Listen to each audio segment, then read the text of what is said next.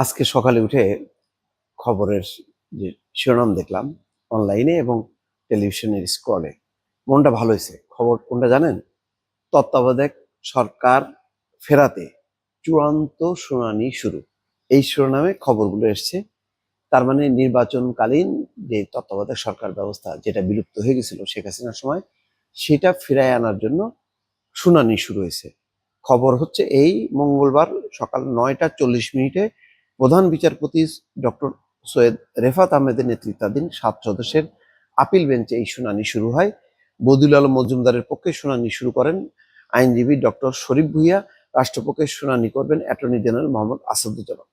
গত 27 আগস্ট তত্ত্বাবধায়ক সরকার ব্যবস্থা বাতিলের রায় পুনর্বিবেচনা চেয়ে করা আবেদনের শুনানি শেষে আপিলের অনুমতি দেওয়া হয়। বদিউল আলম মজুমদার সহ 5 জন, বিএনপির মহাসচিব মির্জা ফখরুল ইসলাম আলমগীর ও জামাতের সেক্রেটারি জেনারেল গোলাম পরওয়ার আপিল করেন। এই এখন আসলে এইটাই দরকার। আমি এই যে সংস্কার, আমি বারবার বলি যে যেই সংস্কার নিয়ে এত লম্বা সময় ধরে আলোচনা হইতেছে, এটা ভালো। একদিকে যে রাজনৈতিক দলগুলো এক জায়গায় বসে তারা নানা বিষয়, যেখানে এক জায়গায় বসতে পারতো না সেখানে বসে আলাপ আলোচনা করতেছে, পরস্পরের বিরোধিতা বা সহমত সবগুলোই প্রকাশ করতেছে, এটা গণতন্ত্রের চর্চা, ভালো। কিন্তু এইটার চেয়ে দরকার ছিল যেটা এই তত্ত্বাবধায়ক সরকার ব্যবস্থা ফিরে আনা। এইটার ব্যাপারে সব দলের যেরকম আবেদনটা করা হয়েছে সে আগস্টে, আজকে কত দিন হয়ে গেল, এইটা জোরদার করে তত্ত্বাবধায়ক সরকার ব্যবস্থায় ফিরে না আসলে যত সংস্কার করেন না কেন সব বৃথা যাবে। এটাই হলো দরকার। বাংলাদেশে গত 15 বছরে আজকে যে এই যে শেখ হাসিনার বিচার, এই মানে গণহত্যা, কোনো কিছুই হইতো না যদি নির্বাচনটা ঠিক হইতো। নির্বাচন ব্যবস্থাটা যদি ঠিক থাকতো, নির্বাচনটা যদি ঠিকঠাক মতো হইতো, তাহলে দেখেন আজকে আওয়ামী লীগ দেশ ছাড়তে হতো না। আওয়ামী লীগের মতন একটা দল যে স্বাধীনতা যুদ্ধের নেতৃত্ব দিছে, আজকে সেই দল নির্বাচনে অংশ নিতে পারবে না, সেই দল নিষিদ্ধ। এইরকম যে একটা ভয়াবহ পরিস্থিতি, রাজনৈতিক বিপর্যয়, এটা এখন। এবং আওয়ামী লীগের কোটি কোটি সমর্থক আছে, তারাও হতাশ, তারা কোথায় ভোট দেবে, এই যে অনিশ্চিত রাজনৈতিক পরিস্থিতি। আবার আওয়ামী লীগের সময় দেখেন তার মানে কোটি কোটি মানুষের ভোটাধিকার বঞ্চিত করা, রাজনৈতিক অধিকার বঞ্চিত করে, মানে নির্লজ্জের মতন মানে ক্ষমতায় থাকা এবং শাসন করা, এই পুরো ব্যবস্থাটাই সংগঠিত হয়েছে তত্ত্বাবধায়ক সরকার ব্যবস্থা বিলুপ্তির মধ্য দিয়ে। যেই একদলীয় একটা মানে নির্বাচনী ব্যবস্থা, সেই নির্বাচন ব্যবস্থার কারণে সবাই আমরা সাধারণ।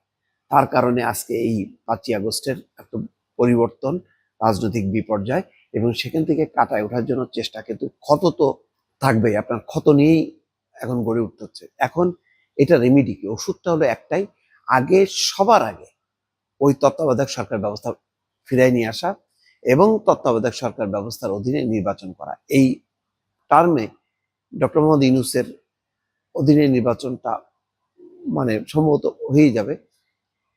কিন্তু এর পরবর্তীতে যেহেতু রাজনৈতিক সরকার আসবে, তখন সেই রাজনৈতিক সরকার যাতে ওই তত্ত্বাবধায়ক সরকার নিয়ে টু শব্দ না করতে পারে, সেটা নিয়েই একটা ঐক্যমত্য ছিল। এর কাঠামোটা ঠিক করা, যে আগের যে সিস্টেমটা ছিল সেটাই থাকবে নাকি অন্য সিস্টেম থাকবে, এইটা নিয়ে দিনের পর দিন আলাপ আলোচনা করে, এটাই ছিল আসলে প্রকৃত সংস্কার। তারপরে নির্বাচিত সরকার পার্লামেন্টে যে প্রয়োজনীয় যে সংস্কারগুলো, এগুলো তো চলমান, এগুলি করতে থাকবে, বিচার হতে থাকবে। কিন্তু মূল কাজটা বাদ দিয়ে আজকে আমরা অন্যগুলি নিয়ে এমন একটা অবস্থা, মুখ দেখা দেখি বন্ধ। দেখেন না এনসিপি এবং জামাতের মধ্যে কি ধরনের একটা সম্পর্কের অবস্থা, এটা হইতোই না। তো যদি আমরা নির্বাচনের ব্যবস্থাটা ঠিক করতাম, তারপরে মৌলিক একটা দুইটা করে তারপরে নির্বাচনের দিকে চলে যাওয়া, এটা মানে 4-5 মাসের মধ্যে হয়ে যাওয়ার কথা বাংলাদেশের। মানে সবাই যখন এক, তখন তো এত দেরি হবে কেন, লাগবে কেন? এবং এই দেরি হওয়াতে অনেকগুলো ক্ষমতার কেন্দ্র গড়ে উঠছে, যেগুলো একটা অশান্তি তৈরি করতেছে। সরকার, কেন্দ্রীয় সরকার দুর্বল হয়ে পড়তেছে, আইন শৃঙ্খলা পরিস্থিতির অবনতি হচ্ছে। তো সুতরাং এই তত্ত্বাবধায়ক সরকার ব্যবস্থাটা এই যে ফিরে আনার ক্ষেত্রে খুব দ্রুত আইনগত পদক্ষেপ জরুরি।